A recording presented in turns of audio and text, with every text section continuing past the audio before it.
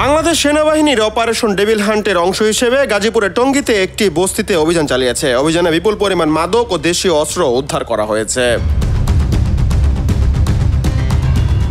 অভিযানের সময় সেনাবাহিনী লক্ষ্য করে বস্তির কিছু ঘরে বিশেষ কাঠামো রয়েছে, যা পালানোর জন্য তৈরি করা হয়েছে। প্রতিটি কক্ষে সুড়ঙ্গ পথ রয়েছে, যার মাধ্যমে অপরাধীরা সহজেই অন্য দিক দিয়ে বেরিয়ে যেতে পারে। এমনকি ঘরের নকশা এমনভাবে তৈরি করা হয়েছে যে একদিক থেকে বের হয়ে গেলে অন্য পাশ থেকে দরজা বন্ধ করে দেওয়া যায়, ফলে তাদের ধরা কঠিন হয়ে পড়ে।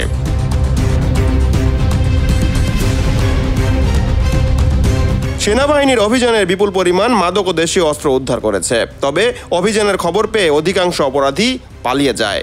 তবে প্রায় 50 জনকে গ্রেফতার করা হয়েছে, যারা মাদক ও বিভিন্ন অপরাধের সঙ্গে সম্পৃক্ত বলে সন্দেহ করা হচ্ছে।